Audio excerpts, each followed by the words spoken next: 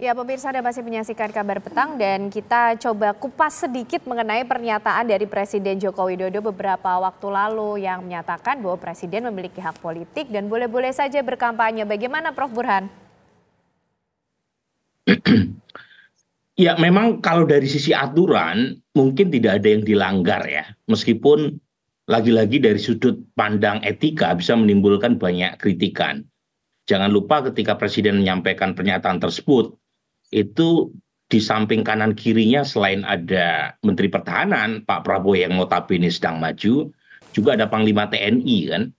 Jadi bisa menimbulkan kesan bahwa Presiden sedang memihak calon presiden tertentu. Dan jangan-jangan secara politik itu justru yang sedang dituju. Karena bagaimanapun ada efek elektoral terutama di saat approval presiden itu sangat tinggi. Di data saya 79%, data LSI 83%. Dan memang ini kesulitan yang dihadapi oleh calon petahana ketika approval dari sudut pandang ekonomi positif. Terlepas ada banyak sekali kritik terkait dengan kualitas demokrasi yang merosot. Tetapi dari sisi ekonomi, misalnya inflasi hanya 2,6%. Jadi jauh turun dibanding misalnya zaman presiden sebelumnya. Terlepas dari banyaknya bansos dan seterusnya, tetapi masyarakat menganggap itu paket yang sangat diharapkan oleh mereka. Jadi misalnya kalau kita mengacu pada pengalaman di Amerika, tahun 92 itu ada presiden petahana namanya George Walker Bush. Dia presiden yang populer, apalagi setelah Amerika menang melawan Irak, ketika Irak melakukan invasi tahun 90, dan George Bush dianggap sebagai pahlawan, karena dialah presiden yang mengirim pasukan Amerika membebaskan Kuwait. Tapi apa coba yang terjadi 2 tahun setelah itu? Dia kalah oleh namanya Bill Clinton yang mengikuti nasihat dari konsultannya namanya James Carville yang mengeksploitasi kelemahan ekonomi dari George Bush.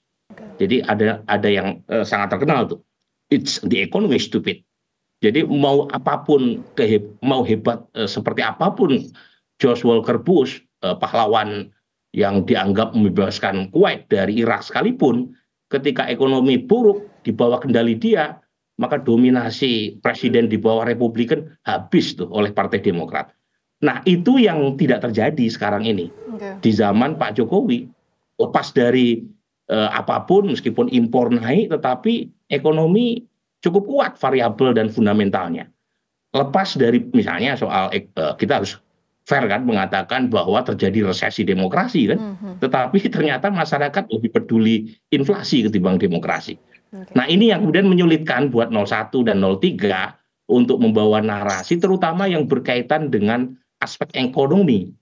Nah mungkin tetapi lagi-lagi masih ada peluang nih, karena kalau kita lihat sehebat apapun ternyata sampai sekarang 02 belum mencapai 50%. Padahal sudah menggunakan sedemikian banyak sekali kan kekuatan dan sumber daya, itu pun belum juga mencapai 50%. Artinya ya masih ada kesempatan minimal di putaran kedua kalau itu terjadi. Oke, baik Prof. Burhan. Itu tadi pernyataan Prof. Burhan soal bagaimana memaknai pernyataan Presiden Jokowi. Kita mau menuju ke Mas Ciko lagi. Mas Ciko, tadi ada hal yang belum kita gali, Mas Ciko. Kalau Mas Ciko menyampaikan bahwa isu yang disampaikan atau pernyataan dari Pak Mahfud yang berencana akan mengundurkan diri, ini bukan bagian dari strategi kampanye. Apakah hal ini sudah dikomunikasikan dengan Istana mengenai rencana ini, pengunduran diri, Mas Ciko? Saya kurang mengetahui persis sedetail itu ya, yang paling tahu tentunya Pak Mahfud. Tetapi tadi menarik apa yang disampaikan oleh Pak Burhan dan kita sedang membahas statement dari Pak Jokowi tadi. Nah itulah salah satu hal yang membuat seorang Mahfud MD ingin mengundurkan diri, karena beberapa bulan terakhir beliau sudah mencoba mencontohkan sebagai seorang pejabat tinggi negara yang tidak menggunakan fasilitas-fasilitas negara untuk berkampanye dan berusaha sekali dengan keras benar-benar tertib dalam menyatakan cuti dan lain-lain. Nah, tetapi ini kan tidak dicontohkan oleh beberapa menteri yang saya sampaikan tadi ketika bahkan membagikan bansos dan mengatakan bansos itu adalah bansos dari Pak Jokowi misalnya, padahal itu adalah bansos dari negara. Nah, ini yang menarik ditambah lagi ada eskalasi di mana Pak Jokowi menyampaikan bahwa dia akan artinya presiden itu boleh berkampanye, presiden boleh berpihak dan lain-lain. Nah, disampaikan tadi di belakangnya berdiri Panglima TNI dan juga Pak Prabowo, dan itu juga pada event menyerahkan Super Hercules kepada TNI AU sebagai Menhan. Dan dalam hal-hal orang kalau melihat secara jeli, ini kan juga bagian dari kampanye terselubung, termasuk seakan-akan itu adalah satu prestasi dari Menteri Pertahanan, walaupun Super Hercules itu harus diketahui bahwa itu yang dipesan oleh Menteri Riam Rizal Triakudu beberapa tahun sebelum Pak Prabowo menjabat. Nah, artinya ini semua hal-hal yang memang menjadi concern dari Pak Mahfud itu sendiri. Karena kita berbicara beberapa kali, saya berbicara di televisi ini sebagai juru bicara bersama staf khusus Menhan misalnya. Dan saya bertanya kepada dia, di jam kerja dia berada di sini, apakah dia menggunakan anggaran negara? Apakah kuota yang dia pakai untuk Zoom itu adalah mendapat tunjangan komunikasi dari negara? Nah, hal-hal seperti ini kan semakin rancu, apalagi ketika seorang presiden menyatakan dirinya dia akan berkampanye, dan bisa dipastikan ya, kalaupun dia sampai berkampanye, dia akan mengkampanyekan anak kandungnya. Nah, ini akan menjadi presiden yang luar biasa sekali. Sementara Pak Presiden sebelumnya beberapa bulan lalu menyampaikan bahwa harus netral dan lain-lain.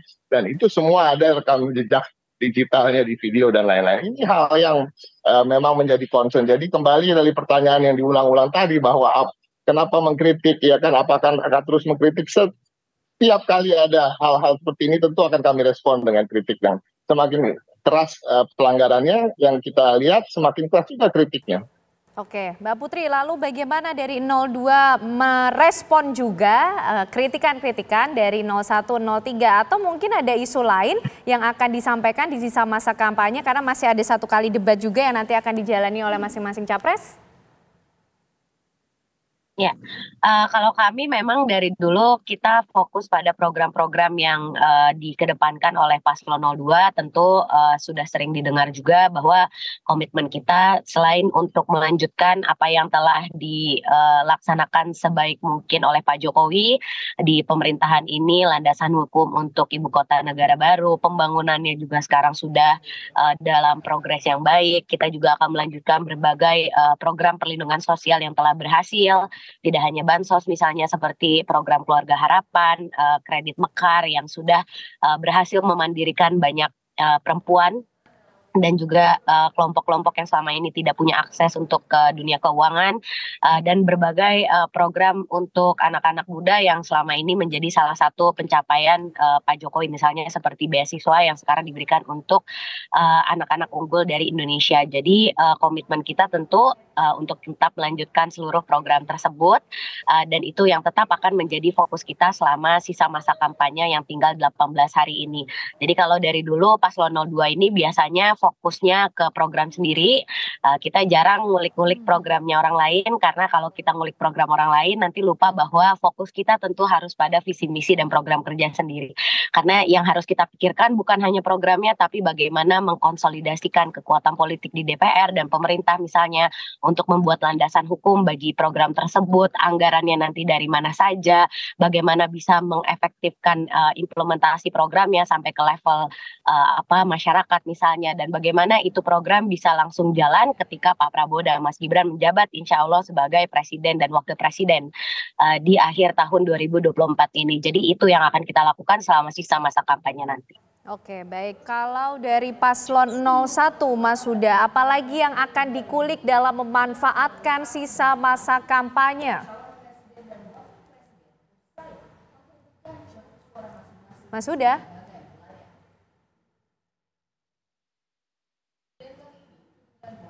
Mas Huda, bisa mendengar suara kami?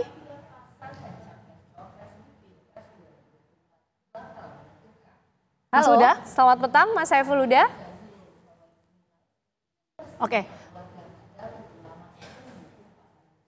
Oke, baik. Nampaknya kita terkendala komunikasi dengan Mas Huda. Kita terakhir mau ke Prof. Burhan. Prof. Burhan, ini bagaimana kemudian kalau kita melihat mengenai strategi yang akan digunakan oleh masing-masing pasangan calon ini dalam menambah suntikan elektoral untuk masing-masing? Prof. Burhan. Ya, memang momentum harus dimaksimalkan, harus kapitalisasi diciptakan, karena bagaimanapun waktu yang tersisa tidak banyak.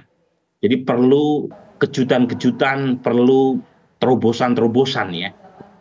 Misalnya kalau kita mengacu pada 2014, saat itu sudah hampir crossing tuh antara Pak Prabowo dengan Pak Jokowi, ya. Tetapi ada konser salam dua jari yang mengubah konstelasi. Memang tidak banyak, hanya punya kontribusi sekitar 1-2%, tetapi mampu memboost ya semangat dan moral pasukan, terutama tim Pak Jokowi untuk memenangkan pertarungan dengan selisih sekitar 5-6%.